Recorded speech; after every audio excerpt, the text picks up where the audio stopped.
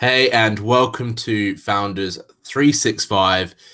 This is a podcast just for founders, interviewing a founder every single day of 2020. Today, we have Andrei Tiu, founder of Marketiu, and he's with us. He is live. We're doing this. Thank you so much for coming on the show.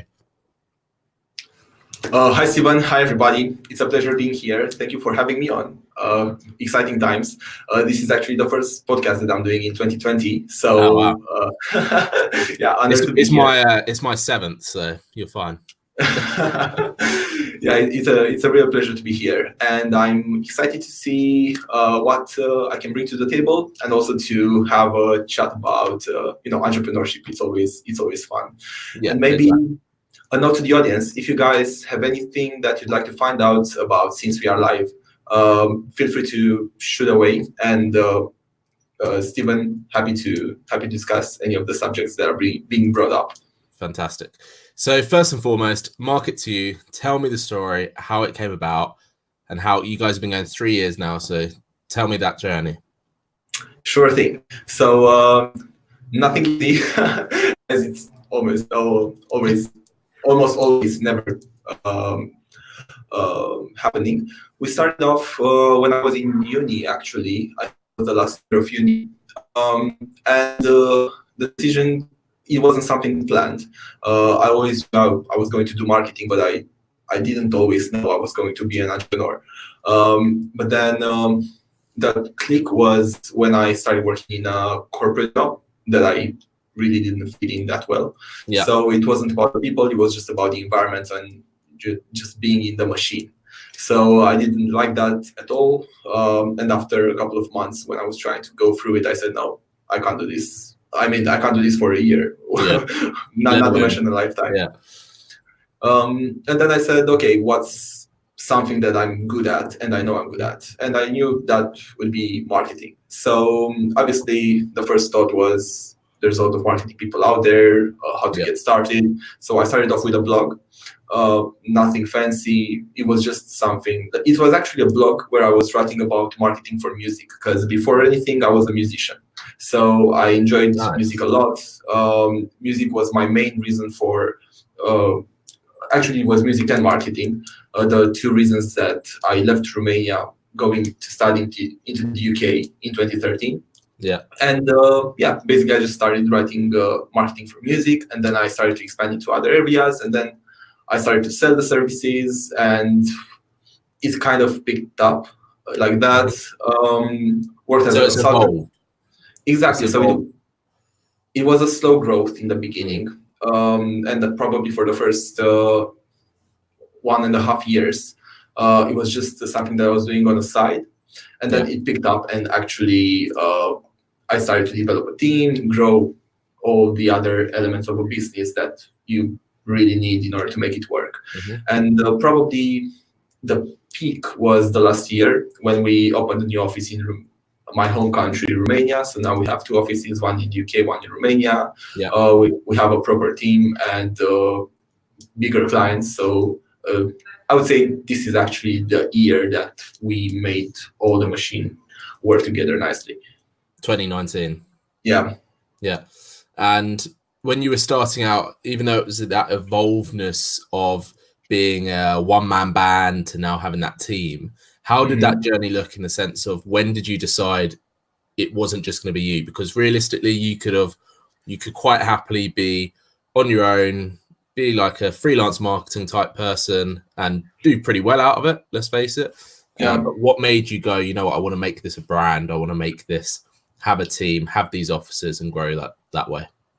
I think maybe not the only one element, but one of the most important ones was that I knew that I'm not alone feeling like I was feeling when I was working the sort of corporate machine-like job. And I knew there are a lot of good people that end up working in those kind of jobs because they don't have opportunities to do something different or enough courage to go their own way. So I wanted to create this sort of community or, company environment where I could surround myself with like-minded people that are very good at what they do and sort of create this environment of opportunity where people could develop the right skills to become very good at what they do, and really like to come into work and to develop themselves in the right directions that they feel they would like to, without being limited. So this sounded a bit utopian at the beginning, but then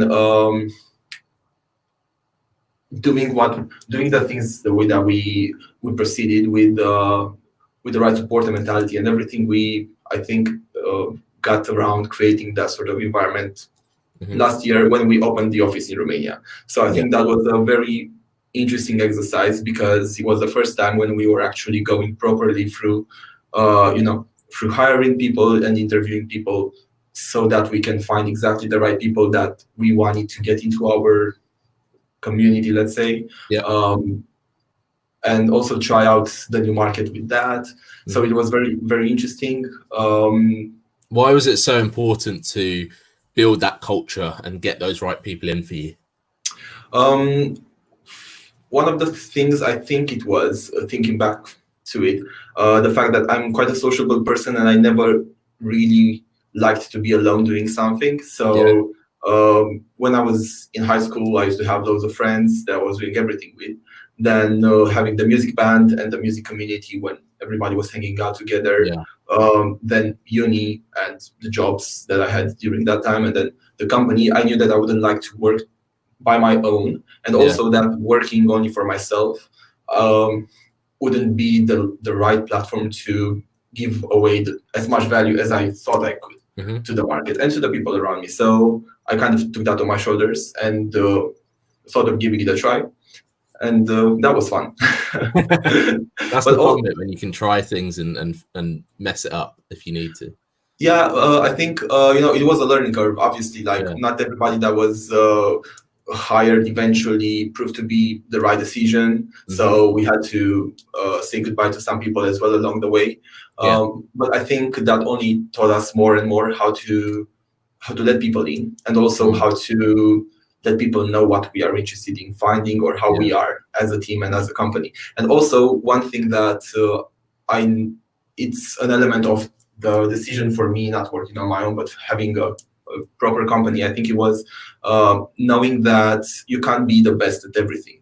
So if you really want to provide very good quality services and to deliver and work with bigger brands and passionate people on the other side, you have to have passionate people in your team that are very, very good at what they do. So now this is one core thing of our culture as a company. Obviously, everybody is encouraged to learn more from different areas, but ultimately what we try to do internally is to support people to develop themselves into the niche and directions that they want. So, if you are a content marketer and you are really talented at that, then you have full support in that direction. Obviously, you can learn a bit of PPC if you want to, and we'll help you with that. But you are free to choose your path and to follow it, as you want. Yeah. And what do you think's been the, like you said, 2019 was that year where you started figuring things out a little bit more clearly by the sounds of it and building the team. What's the biggest difference that you've seen since you made that decision to open your second office, start building a team, start allowing, people more experts in the room? I think that general experience was good. I think that one thing that took a bit more time than I thought was managing the team. When I was doing things by myself in the beginning and I was the only one on the team, then I knew exactly what you're doing everything. You're doing accounts, everything. Yeah, and I kind of had like a flow. Whereas when you manage a team, it's more about the processes. And I think working in startups or with startups that were fast growing helped me a lot in learning that thing, so that I can apply it into the business and I can, establish processes that are good to be followed so that the team was working well. But until we got to that point, I think that was an interesting and an interesting learning curve for me, coming from the place when I didn't really have. So you didn't have the processes or systems in place before you started hiring. The hiring made you do it.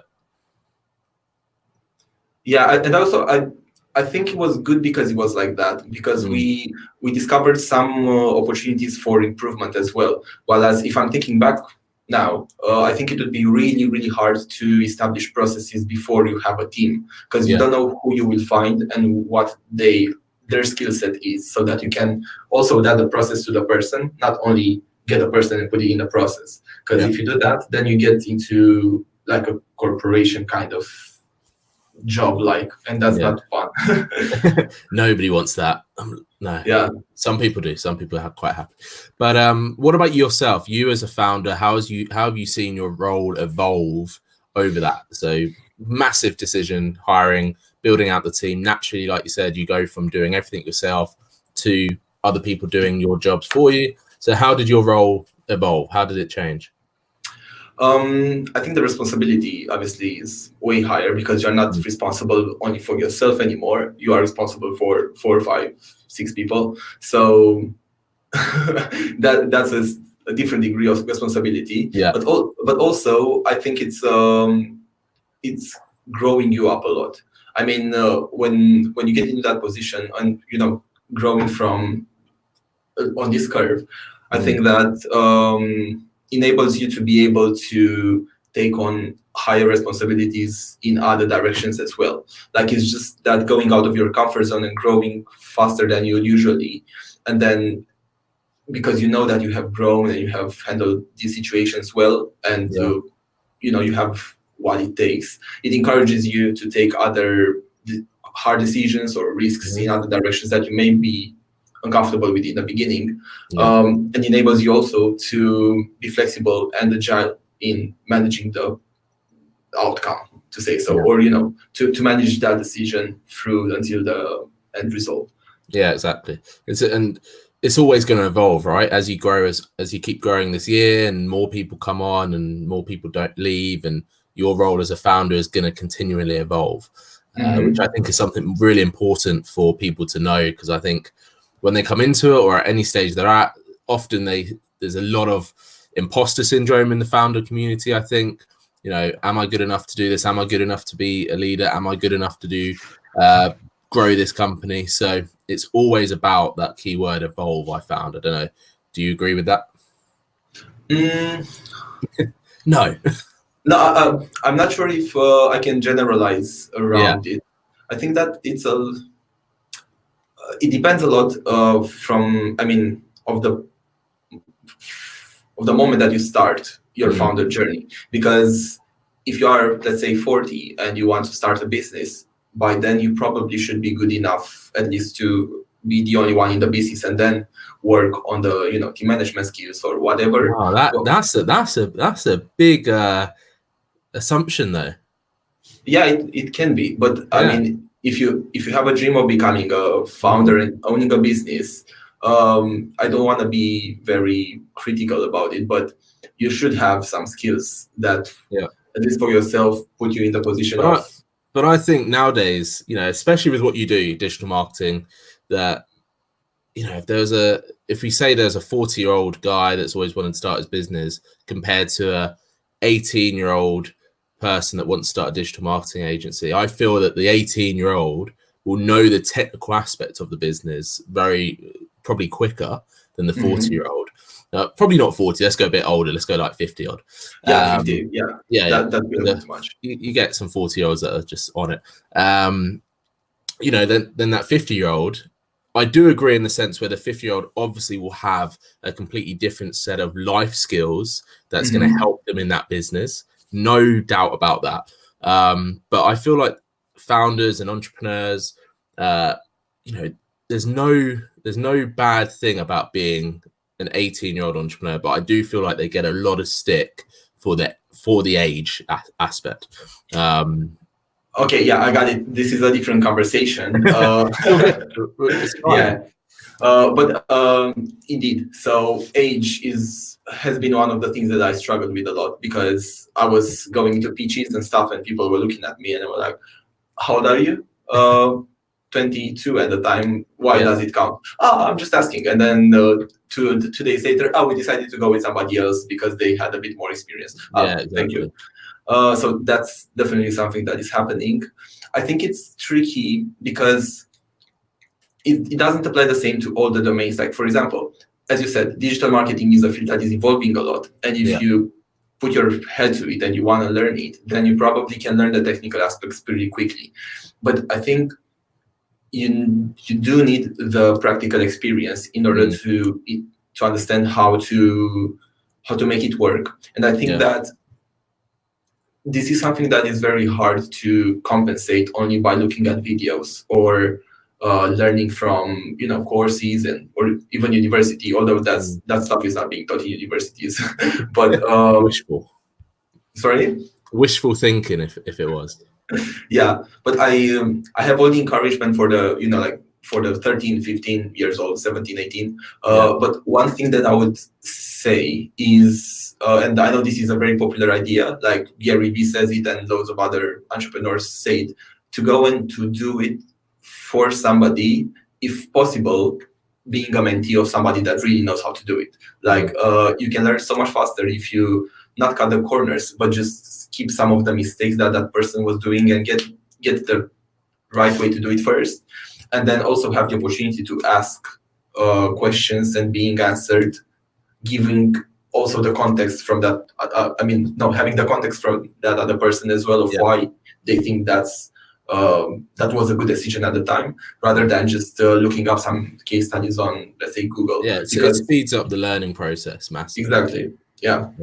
But that was a nice little tangent though, because it often comes up in conversations with me. With my founder network and all that kind of stuff, there's a whole massive age range in there. So the age topic's a really interesting one that hasn't actually been discussed on this podcast yet until now. But back to you.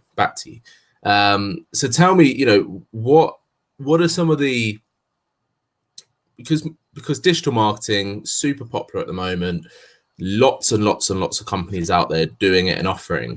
What's one of your hardest things that you've come up against in that sense? Because it's a very noisy market, especially as me and online, on Facebook groups, on LinkedIn. Seems like every other person is almost runs a digital marketing agency. So how did you overcome that? So probably one of the struggles that is more and more coming up in the market is the price element, because it's always going to be somebody that is going to be cheaper than you. And if you go into the price battle, then you can't really win that unless you are the cheapest on the market, which you don't want to be. No. So this is something that I actually took from Gary Vee from an interview, and it was a very random moment when I heard it, but I think that made a lot of sense, and we tried to apply it ever since. But we focused a lot on the branding side of things and also leadership. And at the moment, apart from offering very good services and focusing on the quality and service element of the business, what we try to do in order to differentiate, but also to make ourselves more visible, is to bring free value to the people that follow us. So we've been doing that a lot in Romania over the last 6 months, and we want to replicate that in the UK starting yesterday, actually, when we launched our new website in the UK. Nice. So at the moment, we are in the process of translating some of the content and adapting it to the UK market. But one thing that we were doing was creating like blogs and interviews. The podcast was on hold for a while, but we're going to restart it this year. Organizing marketing conferences and events so that we can give back to the community of people that can be our clients if they want to. But if not, we don't sell to them, but rather try to bring value and people in that are relevant and can teach them something that is relevant for them. So an example of that would be a conference that we did in Romania, and it actually became one of the biggest marketing conferences in East Europe in September. Wow, nice work. Yeah, it was. We were hoping for it, but obviously. Talk to me about that then. What made you do that, and how did you become the biggest, or one of the biggest? So essentially, we looked at Romania as a market at the time, and I think it's still valid today. And we saw that most of the marketing conferences that were happening locally were directed towards selling tickets, so that a very commercial process. So there were the events organizers that were bringing in the speakers, getting all these people that were coming. Classic setup. Yeah. So what we said is, okay, we don't want to do it that way. And we do need a marketing conference in order to make a footprint in the market. So we get people to know that we are here. But we can't have like a Marketiu conference. So we developed another brand, which was called DigiCon. And it was the DigiCon conference powered by Marketiu. So we invited people. It was a marketing trends and entrepreneurship conference, but you couldn't buy tickets for it. You had to apply to tickets. So we had a pretty big conference hall at a nice hotel in Bucharest. You could apply for tickets, but not everybody was getting the tickets because we wanted to get control over the quality of the people that were showing up. The conference, because of the subjects that were discussed and the depth of the subjects that we wanted to go into, it was directed to senior marketing decision makers, CEOs, and industry people. So, I mean, we were happy to have people from like competition coming at the conference if they wanted to, because we also wanted to sort of create this community of like-minded people, if you can call it so. Yeah. So we were massively overbooked for it. We ran a traditional marketing mix for it. So we did do Facebook ads and LinkedIn ads and PR and so on.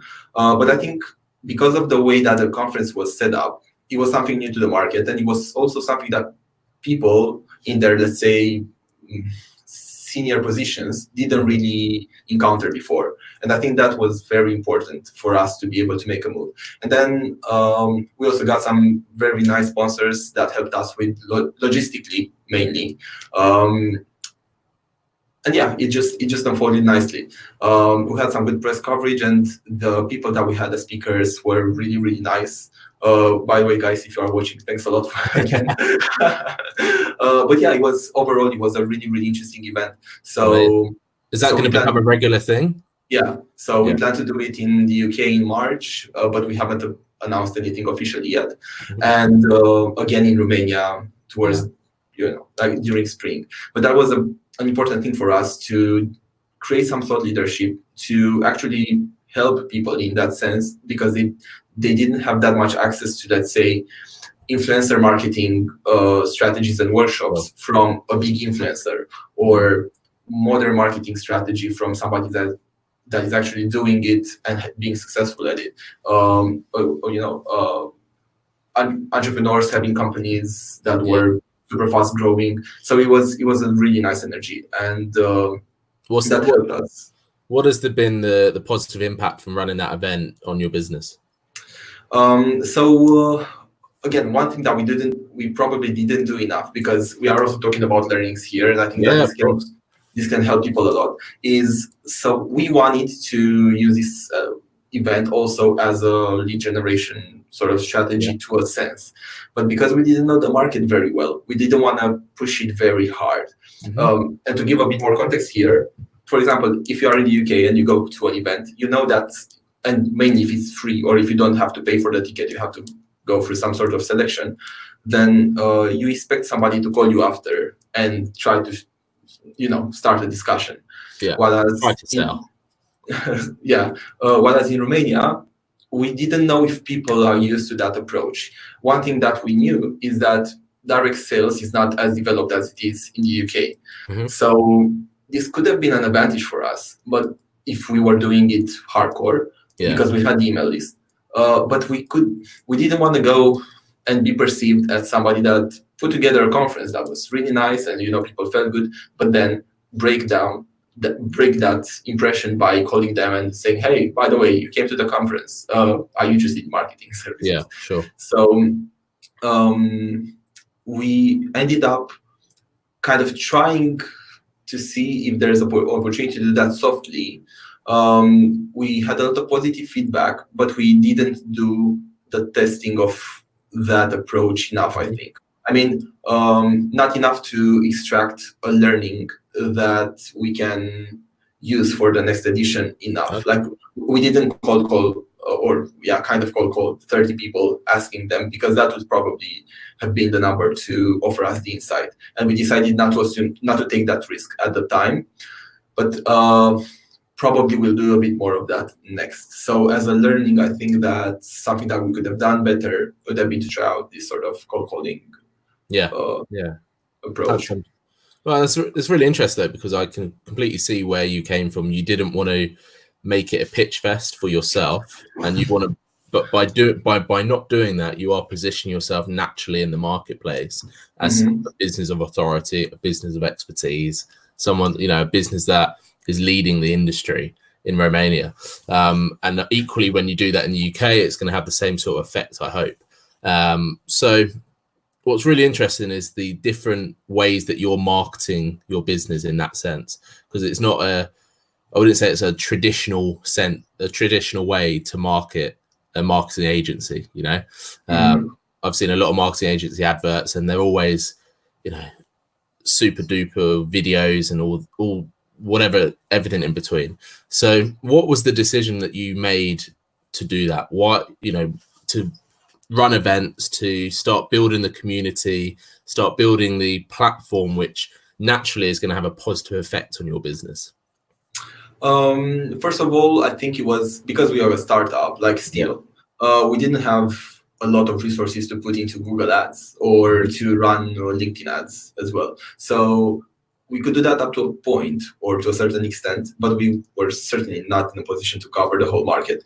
And also to get into the type of customers that we want to bring into our community of customers, just running Google ads wouldn't really work, because if you go into to a company that is innovative and fast growing or recognized already, it would be really hard to go against the major international marketing agencies that those decision makers in the company already know about. Yeah. So naturally they would feel it's a risk working with an agency that is smaller. They just came on the market, etc. So I personally thought it was a much better idea to prove that they can trust us, to have those materials and everything, and have some good PR and word of mouth, and only then eventually either try to sell them, or when they're gonna hear about us, to have some idea of who we are, or at least have heard a brand and not from an advert. And that was, we still do the marketing stuff that we do with our clients as well, but it's just that we try to complement that with something that is actually helping the clients, even if they don't give us anything back. Or, not even clients, like the public. And probably the blog is the main point that we constantly post on. But yeah, events are something that we hope we're gonna do more of. Yeah, it's a great way to build that community. Let's talk about how when you first, let's rewind a little bit and talk about how, when you first started out, you decided what sort of clients you wanted to work with. Did you niche down? Did you go overall? How did that conversation happen in your head? It was a tricky one, and it took a while. Yeah. Because in the beginning, I really wanted to focus on the arts industry, but then the arts industry is something that is very hard to get into. Most artists in any field don't really have money, and then the ones that do are backed up by labels, and it's really hard to get to work with labels. And similarly, I was quite passionate about e-commerce, and lead generation in B2B was a new subject that I was learning about, but I wasn't a professional at that back in the day. So I said, okay, music is something that I like to do, but then where I think I can bring most value into is these other two industries. So these other directions maybe. So B2B lead generation and e-commerce. And from then onwards, I knew I couldn't go into the corporate clients yet, because I just didn't have the resources. And probably at the time, even if I had the experience of working with them, and this can be linked back to what you mentioned about the imposter syndrome, and people not really being sure if they can do it or not yet, or at all. At the time, I didn't have that confidence of going into Oracle and saying, hey guys, I can do marketing for you, and this is exactly how we're gonna do it. So I thought that smaller businesses would be a good opportunity for us to build testimonials, case studies, and also to learn better and better the market in the UK. It was at the time. but also in parallel working in Romania and in the surrounding countries, because being from this side of Europe, I kind of knew how to approach the issue. Yeah. We focused on small businesses for a while. We still do, but at the moment we don't focus on small local businesses anymore that much, but rather go into the startup-y type of businesses that know better what they need. Because this is something, again, that we learn by doing. As a marketing agency, you'll get into a lot of discussions with a lot of types of people. But if you go into the small businesses in a market that is not so developed as maybe UK is, which could be Romania, for example, then people don't really know what they can expect from marketing or what they want. So you can invest a lot of resources trying to educate and to explain, and then being in a position where they either can't afford or the patience is not there in order to wait for a result, maybe like a month or two, which is not a long time frame, but still you need a bit of patience there. So right now where we are is, after going through these stages, is we still don't work very corporate, but we are willing to take niche corporate projects, such as projects or channels where we know we are amongst the best at executing. And then we focus a lot on the medium-sized businesses and the bigger startups, or the fund-backed startups. Funded startups. Yeah. Yeah. Which is the ones with money, basically, to invest in a good marketing strategy. And also not only money, but knowledge, because it's much easier and also nicer to work with people that know what they want or are willing to learn what they need. So it's as if you are on the same team, and I think that's really, really nice to makes have. your job a lot easier. And a lot more pleasant, and also most times the results are also better from working from this perspective. Exactly. So 2020 is coming up. What can you see that's going to change in the marketing industry? That's a big thing. I think the branding of the companies that are in this space is going to count more than it has. So I mean, this is already going like this. It's very fast. It's an issue that is growing very fastly. Like, you have to make yourself heard, and that can't happen only through Facebook ads or YouTube. So you have to be smart about it. Marketing as a whole, I think the voice channel of marketing is developing a lot, and this is something that we have been tapping into for about 1.5 years now. We have a sub-branch called Marketiu Voice, which we published a couple of content pieces on. We have developed an Alexa skill for. But this is voice. By voice, you mean smart home technology, that kind of thing. Yeah, IoT. So that area is, I think, getting into adoption stage, mainly in the Western world. And I think that can change a lot for businesses that know how to tap into it. And then also markets are different, but I think that, for example, taking UK, which is West Europe, and it's also like always top of the trends, and a country like Romania, which is now getting into the technology space more. I think that in the UK, there's going to be a lot of competition for companies that are in the MarTech space. So companies will be willing more and more to learn how to use MarTech in order to market better or more effectively. And for Romania is, I think, where companies that were using traditional marketing more than other digital forms are learning to understand that they need to focus more of the budget in the digital space. So they need a lot of education in terms of what they can get out of it to mitigate risk. Because when you make such a decision, having worked 20 years in traditional media, it can be hard for you to, say, I'm going to allocate 30% of the budget this year to digital and see what happens. Like, you have to educate them so that they are sure that you can help them with achieving at least the same results. And then the digital adoption, I think, is going to be massive this year in most European countries. Explain what digital adoption is. So tapping into the channels. Once it's the marketing technology as well, which is not so. The market is not so penetrated yet here. So I think that more and more companies are gonna learn the benefits of using marketing technology, marketing automation, personalization, and so on, and they are gonna be willing to invest into it. And then the second is using the channels that are available to reach their audience. And Facebook is probably kind of there, but LinkedIn is a channel that is not exploited to the maximum yet in this area. Yeah. So LinkedIn is probably gonna be growing a lot this year. Then we have TikTok, which is gonna be very, very nice for business to consumer brands, mostly, I would say. And I heard about a very interesting startup today, actually, that is placing commercials in Netflix videos.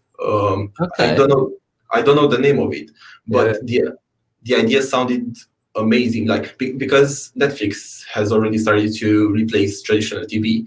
So if you can place your ad in a video on Netflix, that you're by placing ads, I mean, it's a scene in a video, and then you have like the sky, and then you see like product placement almost. Yeah, exactly. So if that startup, which I would be really curious to find the name of, but share it with me when you do. I will look it up. Manages to do something like that, I think that would be revolutionary for the traditional sort of digital marketing. And I can see those kind of things starting to happen a lot. Yeah, I completely agree. It's really interesting to hear how your predictions, because TikTok definitely on people's minds at the moment in terms of the marketing industry. Lots of people are being underused, but the most interesting thing is that LinkedIn is still underused. I mean, LinkedIn is fairly old, right? It's been around for pretty much as long as Facebook, but it's still underused in that traditional media marketing sense. But now from my view on LinkedIn, from obviously who I'm connected to, there has been a shift, mainly probably last year, if I'm honest, of people moving to video, moving to more of that storytelling aspect, which helps bring in the emotional relationship with the audience. What about LinkedIn ads? Do they work? Do they not? Because I hear this all the time. I hear like LinkedIn ads don't work and LinkedIn ads do work. What do you think? I like LinkedIn. I like LinkedIn ads. One thing I would say is that they still, I think, are fairly pricey.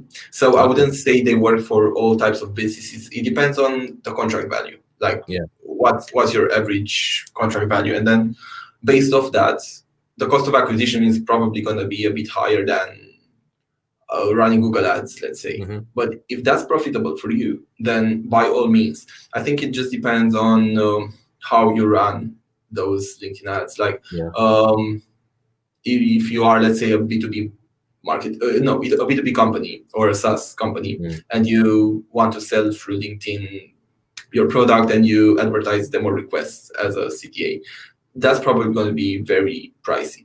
But if you have a sales process in the background, and let's say you advertise a new ebook, although that's already kind of burnt. But let's say you have like a content piece, and then you gate that content piece, and people give away their details to get that content piece, and then you run like a traditional funnel sales type of strategy on the basis of it, then you probably can earn quite well off that. And also the lead generation campaigns on LinkedIn are something that has proven to be pretty good lately. So that's probably, I would say, over the past 8 months or so. Interesting. Yeah, I mean, there's a lot of different data on LinkedIn as opposed to Facebook and Instagram. All those. LinkedIn is a very specific amount of data in terms of what people put out there and tell the world of what they do, where they went to school, all that kind of stuff. I think it's obviously it's a bit different. I've heard that before in terms of the rate is a little bit higher than all the other platforms, which is interesting because I would have thought they would have bring this down, but who knows? Listen, you've been a fantastic guest, and I really want to I always want to end these with putting you under the bus a little bit and saying, listen, what are 3 what are 3 lessons, 3 bits of value that you can give to someone to help their journey, help them maybe if they're in a little bit of a rut at the moment?